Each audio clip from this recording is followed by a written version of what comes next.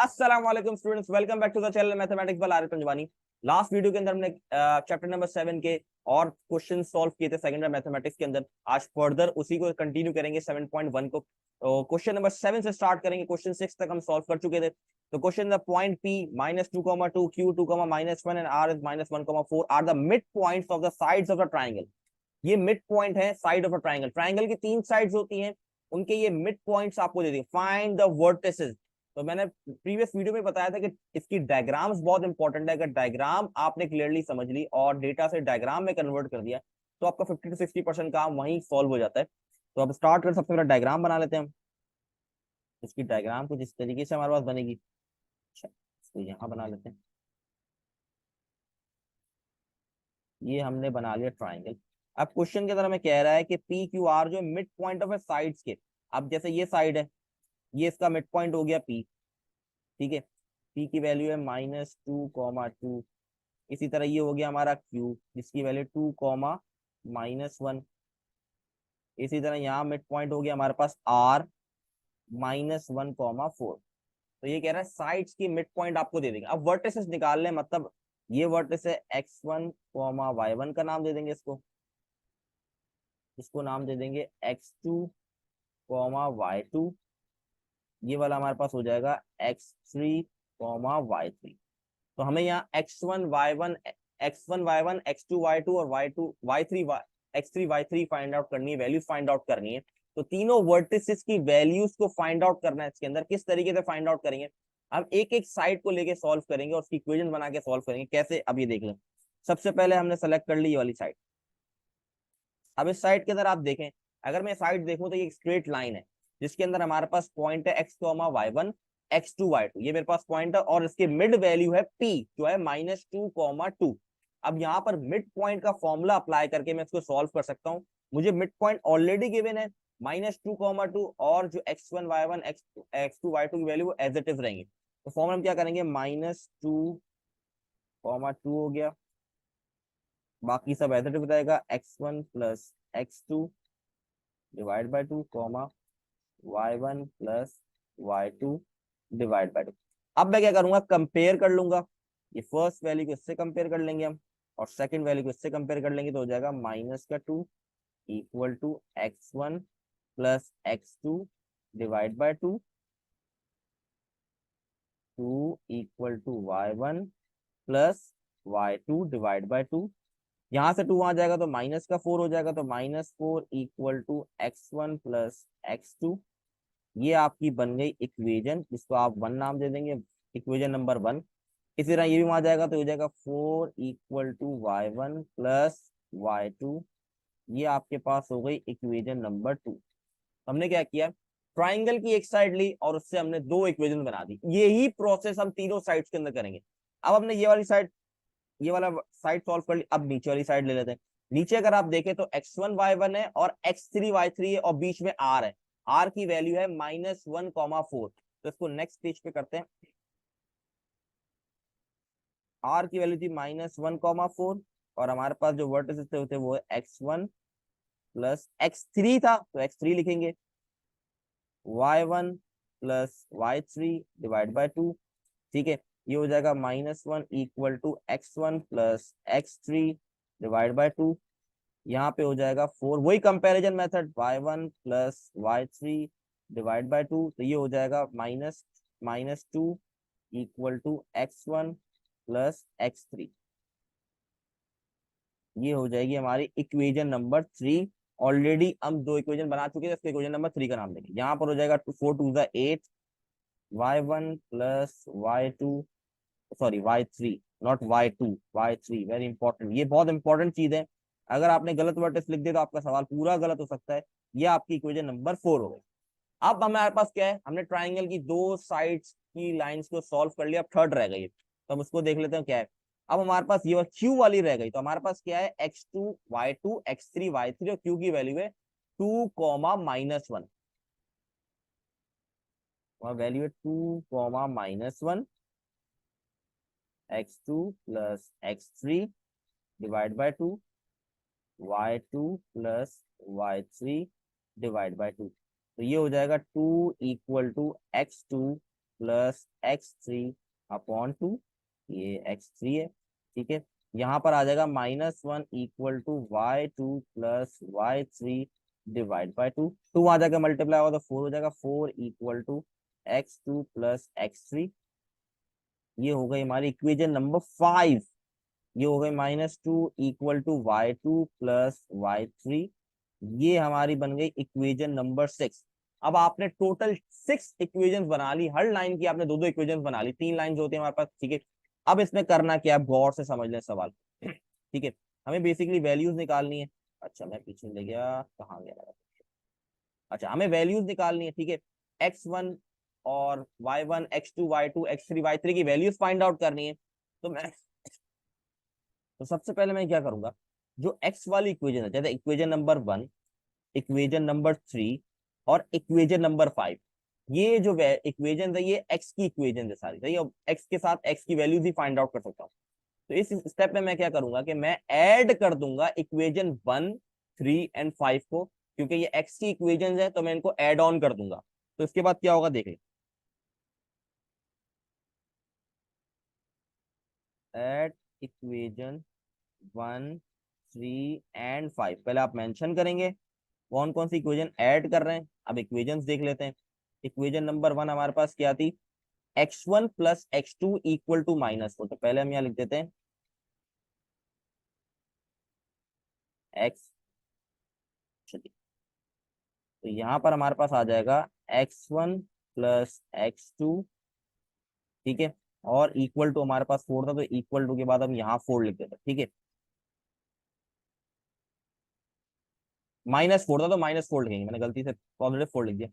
Second equation है x1 plus x3,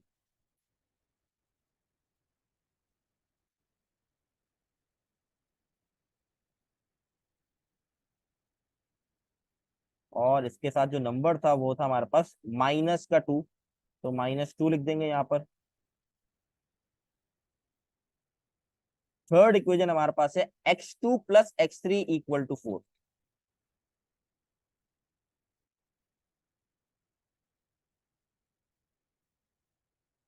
ठीक है। x2 x3 +4। अब यहाँ पर क्या होगा देख लें, ये -+4 कट गया, -2 बच गया।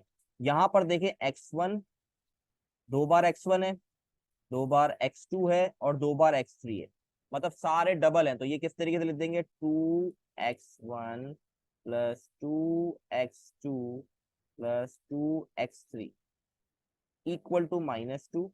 तो ये हो जाएगा, 2 कॉमन ले लेंगे, बन जाएगा x1 plus x2 plus x3 equal to -2। अब ये 2 मल्टीप्लाई और वहां जाके डिवाइड होगा, तो -2 डिवाइड बाय 2 करेंगे तो -1 आ जाएगा। x1 plus x2 plus x3 equal to -1।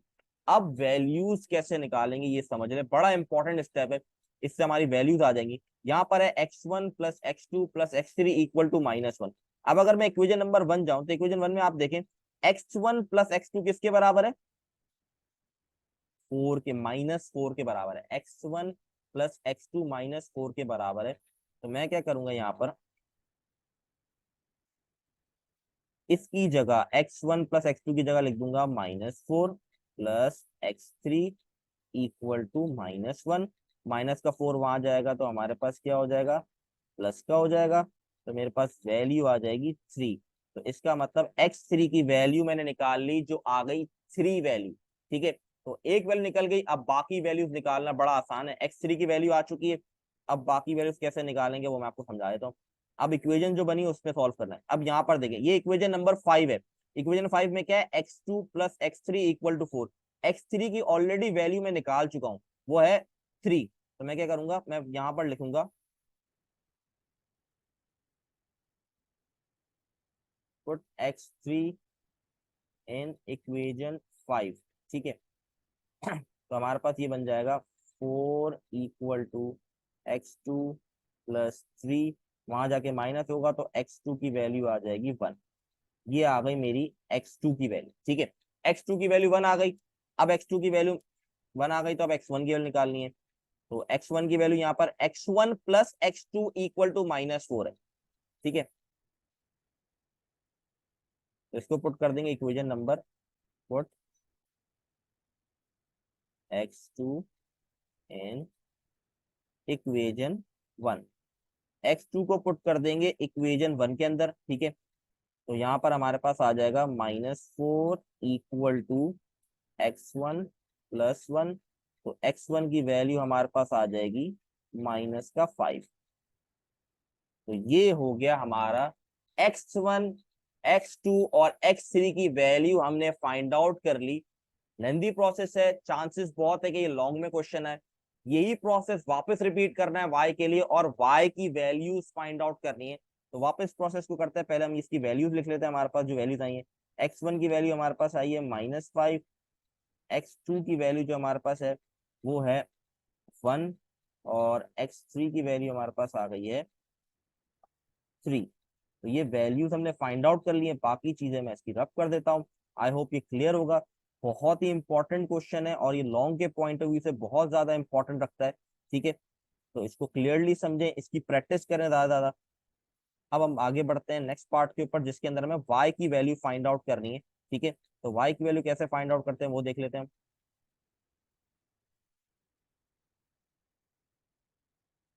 Same process करेंगे हम, ठीक है। क्विकली करते हैं, ऐड करेंगे इक्वेशन नंबर 2, 4 और 6 को,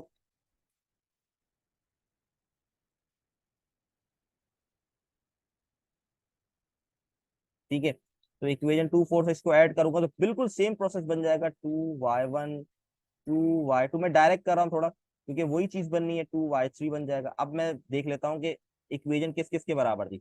इक्वेशन 2 किसके बराबर है? 4 के बराबर है, ठीक है। इक्वेशन 4 8 के बराबर है, 4 8 और -2।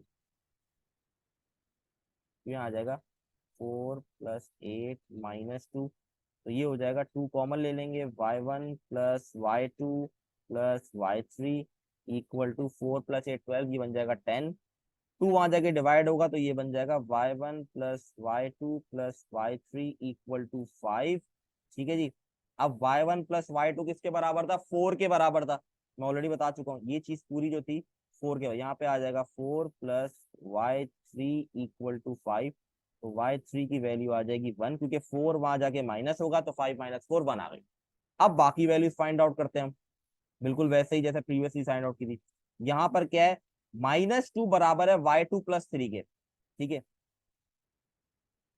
हम लिख देंगे पुट इन इक्वेशन 6, ठीक है। ये आप मेंशन करें, पुट इन इक्वेशन 6 पे पुट कर रहे हैं। जो हमारे पास क्या है? -2, ठीक है, y2, y3 की वैल्यू 1 है, 1 लिख दिया। 1 वहां जाके माइनस होगा तो -2 और -1 हो जाएगा -3। तो y2 की वैल्यू आ गई -3, ठीक है जी। इसी तरीके से अब हमारे पास क्या है? y1 रह गया, तो y1 निकाल लेते हैं। इक्वेशन नंबर 2 हमारे पास ये y1 + y2 इक्वल टू 4, ठीक है। तो आप मेंशन करेंगे पुट इन इक्वेशन नंबर 1। तो y1 + y2 की वैल्यू -3 है, तो यहाँ पर हम डायरेक्टली माइनस लगा देंगे, इक्वल टू 4, ठीक है। तो ये y1 वहां जाके ऐड हो जाएगा, तो ये बन जाएगा 7। ये हो गया हमारा सवाल done. I hope clear clear होगा आप लोग को। तो ये हमारे पास वैल्यूज आ गई, y1 y2 y3 सबकी वैल्यूज हमने फाइंड आउट कर ली। अब सिंपली आप आंसर में क्या लिखेंगे? x1 और y1 की वैल्यू क्या है? x1 की वैल्यू -5 है, y1 की 7 है, आप लिख देंगे -5, 7। x2 की आपके पास 1 है, y2 की -3 है, आपने इस तरीके से लिख दिया। इसी तरीके से x3 की 3 है, y3 की 1 है। तो ये आपका एट दी एंड आंसर हो जाएगा। इसमें आप कहेंगे ये आपके वर्टिसेस हैं ट्राइंगल के। तो आई होप ये क्लियर होगा। आसान सवाल था, बस कॉन्सेप्चुअली लेंदी काफी था, लेकिन एक बार समझना था कॉन्सेप्ट क्या है। तो क्विकली आगे बढ़ते हैं नेक्स्ट क्वेश्चन के ऊपर हम। अच्छा, बहुत सिंपल, जल्दी करते हैं इसको। z और x एक पॉइंट है, are two given points. z और x टू गिवन पॉइंट, एक z है और एक x है। The point y divide the line segment, एक y डिवाइड कर रहा है लाइन सेगमेंट को। y डिवाइड कर रहा है, इसका मतलब x 0 है, तो ये बन जाएगा 0, y। क्योंकि y से डिवाइड हो रहा है, मतलब अगर हम ग्राफ में देखें तो y की तरफ से डिवाइड हो रहा है, तो इसका मतलब x आपका 0 है। एक्सटर्नली इन द रेशियो 4:3, तो रेशियो हमारा 4 हो गया, 4:3 रेशियो हो गया, मतलब m बराबर हो गया आपके 4 के और n बराबर हो गया आपका 3 के।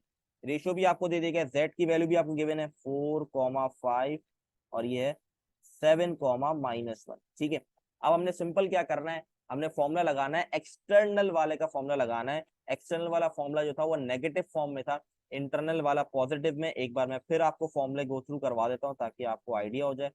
ठीक है, फॉर्मूले में आपको ले जाता हूँ, कहाँ गए फॉर्मूले, ये रहा हमारे पास फॉर्मूले। ये हमारे पास इंटरनल का था जैसे पॉजिटिव था और एक्सटर्नल का नेगेटिव। ठीक है, तो क्विकली इसको सवाल को करते हैं, डन करते हैं, छोटा सा सवाल है।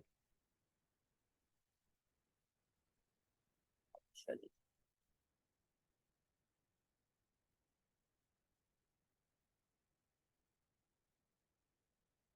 अच्छा जी, तो इस सवाल में स्टार्ट करते हैं हम सिंपली। हमारे पास क्या है, हमारे पास जो मिड वैल्यू है वो 0,y। ठीक है, तो यहाँ पर आ जाएगा 0,y। फिर आता है हमारे पास m फॉर्मूले के अंदर, m की वैल्यू 4 है, 4 लिख दिया। फिर आता है x2, x2 7 के बराबर है, 7 लिख दिया। माइनस n की वैल्यू 3 है, 3 आ गया। फॉर्मूला याद होना बहुत जरूरी है, इसके बाद सिर्फ वैल्यूज पुट करके सॉल्व करना है। और हमारे पास आ गया x1 4 के बराबर है। ठीक है, नीचे m+1 मतलब 4+3 आ गया, कॉमा m की वैल्यू 4, y2 की वैल्यू -1, माइनस, सॉरी नीचे भी माइनस आएगा, मैंने गलती से प्लस लगा दी, यहाँ भी माइनस होगा।